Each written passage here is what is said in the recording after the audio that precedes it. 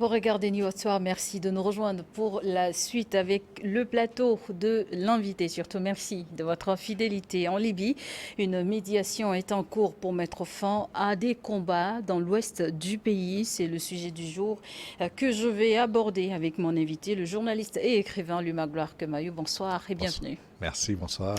Alors, de nouveaux combats ont éclaté dans la nuit de jeudi à vendredi dernier après la mort d'un membre de l'un des groupes armés de la ville de Zawiya sur fond de lutte d'influence. Aucun bilan officiel n'a été communiqué pour le moment, mais les médias locaux ont fait état de 2 civils tués et de 2 autres blessés. Quelle est la situation actuelle en Libye? La situation de la Libye est celle d'un pays qui est complètement disloqué depuis la mort du colonel Kadhafi. Kadhafi. Mais c'est également la situation d'un pays qui n'a jamais été constitué comme une nation, qui n'a jamais été véritablement réunifié. On avait plusieurs ethnies, plusieurs tribus qui se juxtaposaient et qui essayaient de faire nation et malheureusement n'ont jamais fait nation, que ce soit avec le roi Idriss, qui a été renversé entre 1951 et l'arrivée de Kadhafi, ou alors avec Kadhafi, jusqu'à sa mort en 2011, il n'y a jamais eu véritablement une constitution, il n'y a jamais eu une forme de république qui permette de comparer la Libye à ses voisins, que ce soit la Tunisie, l'Algérie ou même l'Égypte. Donc le fonctionnement restait un fonctionnement d'accord tacite entre les tribus pour fonctionner comme si on était un pays. Situé à 45 km à l'ouest de la capitale, troisième ville plus grande de l'ouest de la Libye, Zawiya est un des principaux points de départ des embarcations illégales de migrants originaires d'Afrique subsaharienne vers l'Italie. Mais est-ce une ville libyenne qui connaît régulièrement des frictions entre groupes armés? Le fait est qu'aujourd'hui, la Libye est divisée en trois grandes parties. Il y a la Tripolitaine, la plus petite des parties. Il y a également la Cyrénaïque qui est vers la frontière avec l'Égypte. Et puis plus bas, il y a le Fezzan, qui est la zone qui a le moins de chefs reconnus qui se battent. Mais malheureusement, cette division fait qu'aujourd'hui, il n'y a pas que les subsahariens qui essaient de passer par la Libye, parce que devant la Libye, vous avez 2 pays de l'Union européenne. Vous avez l'île de Malte d'abord, et puis vous avez l'Italie ensuite. Et les migrants qui passent par la Libye viennent la plupart du temps d'Asie, que ce soit de Syrie, que ce soit d'Afghanistan ou d'autres pays dans ces contrées-là, et passent par la Libye. D'où l'accord qu'il y a eu avec le Soudan d'une part, puis avec la Libye, pour contrôler les flux migratoires en direction de l'Union européenne. Donc, pour l'Union européenne, la Libye et le Soudan devaient être des espèces de verrous qui empêchent les migrants de remonter vers la mer Méditerranée et donc de la traverser pour arriver en Europe. Alors, la Libye aujourd'hui est un pays profondément divisé en trois. Depuis la chute du régime de Muammar Kadhafi en 2011, le pays est plongé dans le chaos et des divisions. 2 groupes se disputent le pouvoir dans le pays. L'un installé dans l'ouest est reconnu par l'Organisation des Nations Unies et l'autre basé à l'est. Mais à quand l'unification de ce pays? C'est une bonne question. Je ne suis pas certain que les Libyens eux-mêmes aient une réponse à cette question, et encore moins leurs partenaires internationaux. Il y a eu plusieurs rounds de négociations qui auraient dû permettre cette réunification, ou du moins un cessez-le-feu entre les groupes qui se font la guerre, mais pour le moment, c'est très compliqué. Donc, entre la partie de la Tripolitaine, qui est située à l'est, donc vers la Tunisie et l'Algérie, où le gouvernement est reconnu par la communauté internationale et fortement soutenu par celui-ci. Et de l'autre côté, l'ouest du pays, où vous avez l'Égypte qui soutient le général Haftar et en partie la Russie également. Vous avez également l'intervention de la Turquie qui joue un peu le trouble fait et qui se situe également dans la partie ouest du pays, qui est soutenu par justement les Nations Unies. Donc ça fait qu'aujourd'hui, on est dans une espèce de trouble qui fait que l'on ne sait pas précisément qui est en train d'œuvrer pour la paix, qui est en train de diriger le pays, surtout que le premier ministre, dont j'ai oublié le nom, n'a pas réussi à réunifier le pays. Celui qui est là actuellement est encore beaucoup plus timide et beaucoup moins reconnu, mais le fait est que pour la communauté internationale, il faudrait que les jeux d'intérêt qui ont lieu sur le terrain et qui font que l'Égypte à sa frontière ne veut pas que la chute de Kadhafi et le désordre qui s'en est suivi ait un prolongement sur son territoire. Et de l'autre côté, vous avez le Tchad également qui se fait du souci en estimant que si la situation se dégradait en Libye, cette situation-là pourrait avoir un impact chez elle. Idem pour les voisins algériens et tunisiens. Donc chacun essaye de contenir cela en Libye Et finalement, entre Libyens, vu qu'il ne s'agit que de tribus et que les chefs tribaux n'arrivent pas encore à savoir qui fera allégeance à qui, il est très difficile de pronostiquer. Plusieurs pays ont essayé de mener des médiations. Il y a même le président Sassou du Congo qui a été nommé, qui a été désigné par l'Union africaine pour conduire les pourparlers sur la Libye. Ça patine. La Libye a essayé de proposer des solutions. D'autres pays s'en sont mêlés, mais on reste quand même justement, quel a été l'issue de cette médiation menée par le Congo-Brazzaville? Le Congo-Brazzaville, pour le moment, on a très peu d'idées de ce que le Congo-Brazzaville fait. Par moment, dans les réunions internationales, il y a un point qui est fait, mais c'est un point qui est fait de perspective, d'espoir. C'est comme si on jetait une bouteille à la mer en estimant que quelqu'un la saisira, lira le message, le comprendra et le réalisera. Mais c'est très faible. Vu qu'il y a tout le pétrole libyen aujourd'hui qui est géré par les différentes tendances. Chacun essaie d'affréter ou d'arraisonner des bateaux. Et puis à côté de ça, il y a également les puissances étrangères qui interviennent sur place, qu'il s'agisse des États-Unis, qu'il s'agisse de la Turquie, qu'il s'agisse de la Russie ou de l'Égypte. Donc tout cela fait que les trafics d'influence et les trafics de tous ordres qui ont lieu sur le terrain alimentent les rivalités et font que le feu de cette division qui a été allumée ne s'éteindra pas de sitôt. Alors, après une accalmie apparente, de nouveaux affrontements ouvrent la voie à une médiation cette fois interne. Et le bilan de ces affrontements sont imputés à une force pro-gouvernementale. De quelle force s'agit-il? C'est le gouvernement reconnu par les Nations Unies, par la communauté internationale, comme on la qualifie habituellement. Mais ce gouvernement a-t-il seulement les moyens de faire face à toutes les milices, à toutes les fractions qui s'affrontent actuellement? Je n'en suis pas certain. Parce que le problème, c'est que devant le recrutement qui est effectué, vous avez des forces, des milices qui ont tellement versé dans les trafics. À un moment, on parlait même du trafic d'êtres humains, de migrants subsahariens qui étaient mis en esclavage, revendus et utilisés comme force de travail par certaines de ces milices-là. Et vous avez d'autres trafics encore plus importants qui ont lieu dans cette zone-là et qui font que les milices qui se combattent sur le terrain libyen ne sont pas juste des milices. Ce sont des milices qui ont énormément de moyens, y compris militaires et financiers dont l'État ne dispose pas lui-même. Et donc, en face d'eux, il a besoin du soutien et de la communauté internationale et des voisins. Et ce n'est pas toujours évident de trouver ces moyens-là, d'où la faiblesse du gouvernement central face au déchirement de la Libye. La Libye est plongée dans un chaos depuis la chute de Muammar Kadhafi en 2011. Le pays fait face à des groupes armés, mais on peut dire qu'il n'y a pas que la question sécuritaire pour assurer le développement d'un pays sur d'autres plans, notamment économiques. Comment se porte aujourd'hui la Libye? La Libye est presque un non-État. C'est un peu comme la Somalie, c'est un peu comme, dans une moindre mesure, l'Afghanistan également. C'est-à-dire des pays qui ont été tellement impactés par la guerre qu'ils ont subie que l'État lui-même n'a plus la capacité aujourd'hui d'assurer ni la sécurité, ni les relations internationales normales avec les autres voisins. L'État est impuissant face aux différentes milices qui aujourd'hui contrôlent des portions du territoire. Vous prenez Tripoli aujourd'hui, la portion contrôlée par le gouvernement central, je ne suis pas certain que cela constitue plus de 30% de la Tripolitaine. Pourtant, il n'y a pas que la Tripolitaine.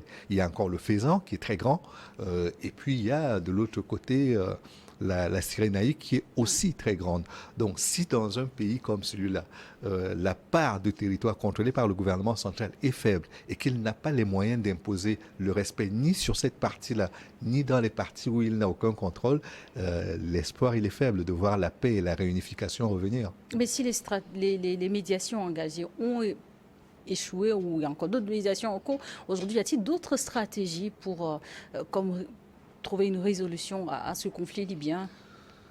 Ce qui pourrait permettre une résolution, c'est peut-être le réveil des Libyens qui comprendraient qu'une guerre fratricide ne servira jamais la cause du pays. Ça permettra de le disloquer, de l'émietter davantage encore. Et il était déjà émietté. Je rappelais que le roi Idriss, déjà en 1951, n'avait pas réussi à le réunifier. Oui, mais qu'est-ce qui compromet tant la paix en Libye? Le fait qu'on ait des tribus beaucoup trop fortes, qu'il s'agisse de berbères, de personnes qui sont la plupart du temps nomades, qui n'ont pas une autorité hiérarchique aussi forte que cela. La soumission à l'autorité est d'abord l'autorité tribale. C'est pas l'autorité supranationale qui viendra réunifier tout le monde. Et comme pour l'Italie, par exemple, la réunification de l'Italie a pris beaucoup de temps, mais ils y sont arrivés. Dans le cas de la Libye, il faut commencer déjà. Et pour le moment, ce chantier n'a jamais été commencé. Depuis 1951 que le pays a été indépendant, il n'a jamais eu cette unité qui aurait pu lui permettre de se projeter dans le concert des nations avec les mêmes avantages que les autres. Et donc, si on a ce péché originel là, qui a fait que le pays n'existe pas en réalité et que c'est exacerbé aujourd'hui par les divisions liées au fait que les tribus ont aujourd'hui des armes et que à la tête des différentes organisations administratives du pays, ce ne sont pas des chefs désignés par le gouvernement central, mais des milices qui se partagent des bouts de territoire. C'est très compliqué de revenir à quelque chose de plus vertueux. Une accalmie apparente régnait jusqu'à ces nouveaux conflits, je le disais, mais est-ce que cette situation actuelle pourrait intensifier un peu la situation actuelle? Ce que l'on peut remarquer et qui permet d'avoir une lueur d'espoir, c'est que les interventions étrangères sont beaucoup moins massives qu'elles ne l'ont été les années précédentes. Ça permet déjà d'avoir des confrontations qui sont nationales, qui sont plus tenues, et la montée en puissance du gouvernement qui commence à se saisir de la question avec apparemment beaucoup de volontarisme, laisse transparaître une certaine forme d'optimisme. Mais là, nous ne sommes qu'aux premières heures de cette volonté manifeste. Après, il faudra que le terrain et le temps nous disent ce qu'il en est. Mais ça, ce n'est qu'avec le temps que nous pourrons le déterminer. Il est trop tôt pour être précis là-dessus. Alors, cette médiation engagée, c'est pour aboutir à quoi?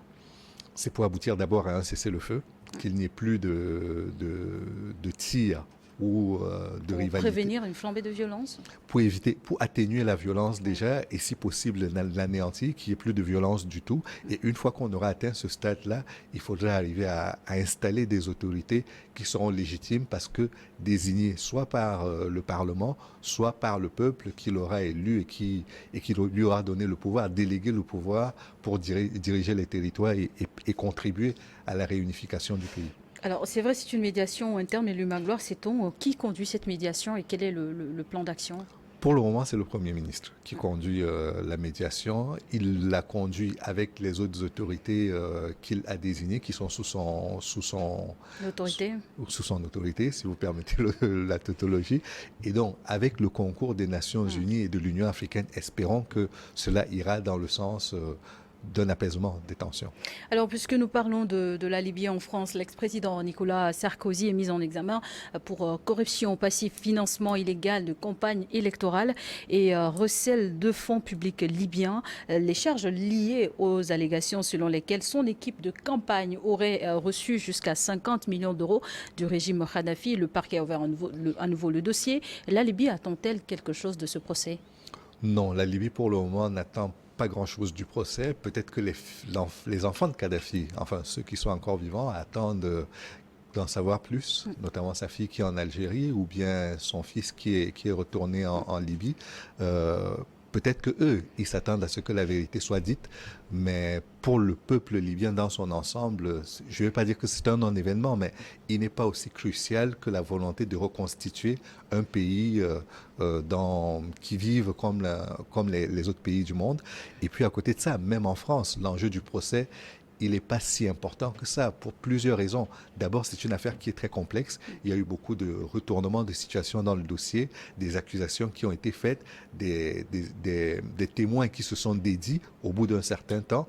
Et donc, tout cela ne contribue pas à faciliter la lecture du dossier. Et vu que le président Sarkozy n'est plus aux affaires et qu'il ne sera probablement plus candidat à l'élection présidentielle ni à aucune autre élection en France, l'enjeu symbolique est très faible, mais je crois qu'au-delà de tout ça, c'est la manifestation de la vérité. Savoir si oui ou non, les faits qui sont reprochés... Est-ce que les Libyens sont justement intéressés de savoir, de connaître la vérité dans cette affaire?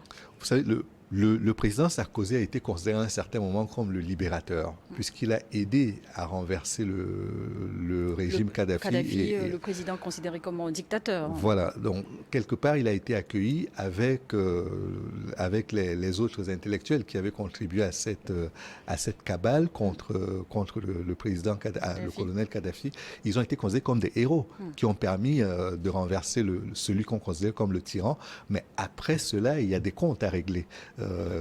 Mais je ne suis pas sûr qu'ils en auront pour leur compte. Et vu que le temps passe et qu'aujourd'hui, la priorité pour eux, c'est de gérer l'administration du pays, leur priorité, elle est ailleurs que dans ce procès.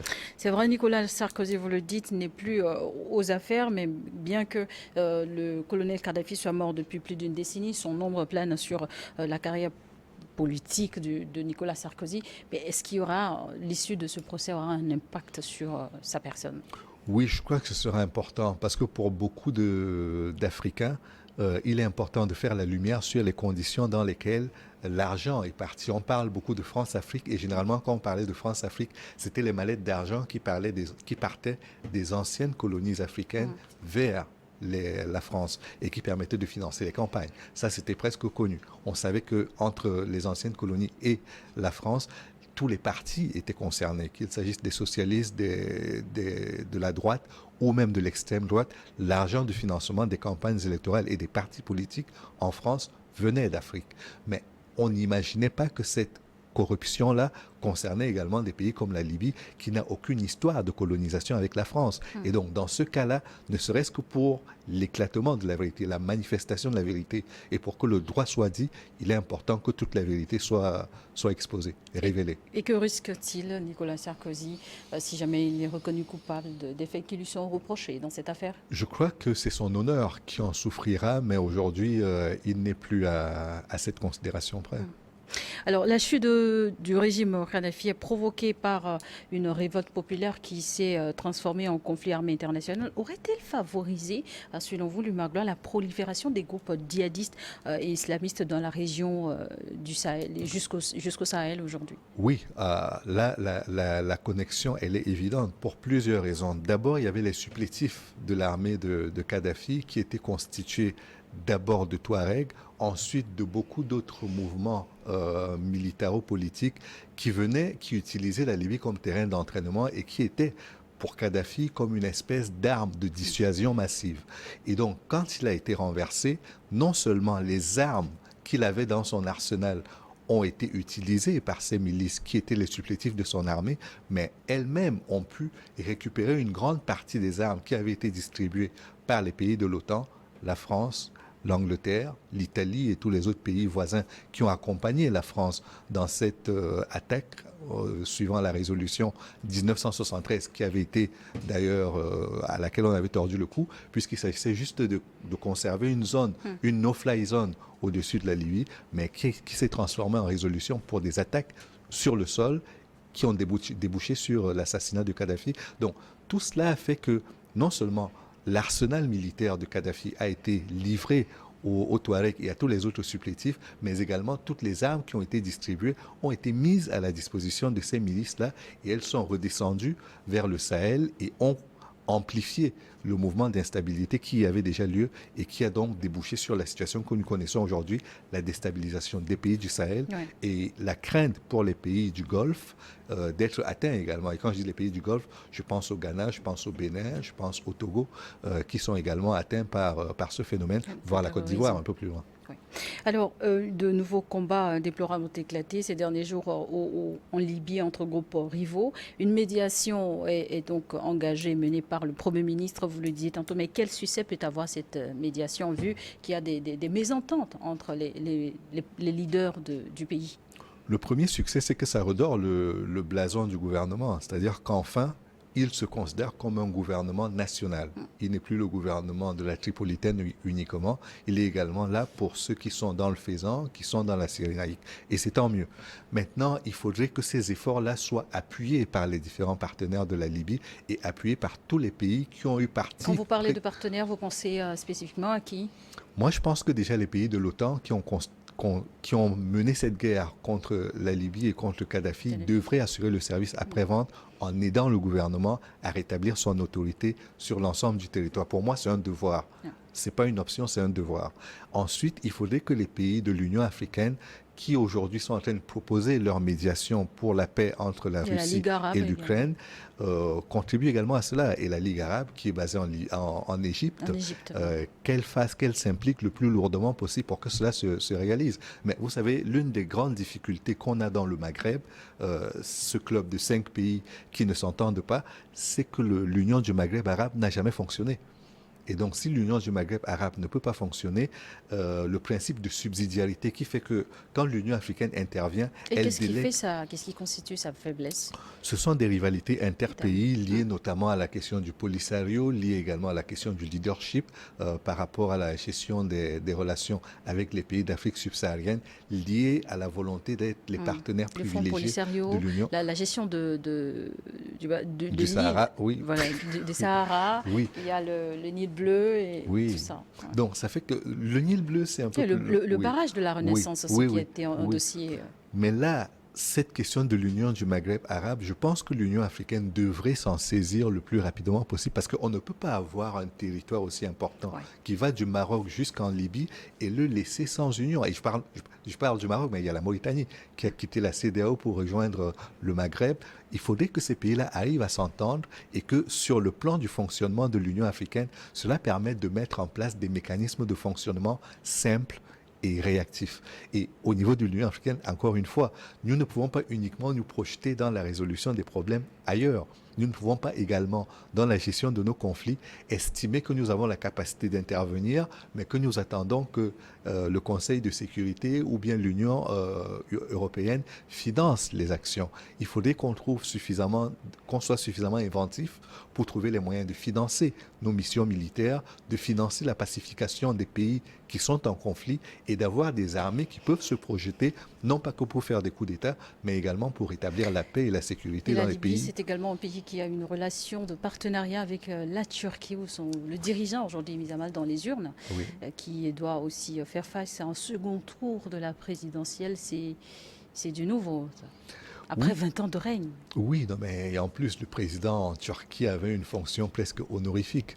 Aujourd'hui, le président Erdogan a fait de cette fonction quelque chose de beaucoup plus fort que ce que la fonction n'était. Et n'oublions pas que l'Empire ottoman, c'est lui qui a colonisé notamment l'Afrique du Nord et que le retour de la Turquie dans cette zone marque un peu la nostalgie de cette période où la Turquie était triomphante et pouvait intervenir. N'oublions pas que, y compris en se projetant sur la guerre en Ukraine... Cette influence a-t-elle chuté ? Elle a chuté puisque la Turquie a perdu la Crimée, qui était son territoire. La Turquie a perdu ses anciennes colonies que furent les pays du Maghreb et d'autres pays qui ont subi la domination de l'Empire ottoman. Et aujourd'hui, Erdogan voulait restaurer tout cela. Quand il intervient en Libye, c'est aussi une façon de dire la Turquie de la période ottomane est de retour. Et elle n'est pas de retour. Un partenaire de longue date. Un partenaire de très longue date, oui. Merci beaucoup, Luma Gloire Kemayou, d'avoir accepté notre invitation. Je rappelle pour nos téléspectateurs que vous êtes journaliste, écrivain et président du Club de l'information africaine. Merci. Merci à vous également d'avoir suivi. Nous allons marquer une courte pause pour une nouvelle édition du journal sur Niveau d'Info 1.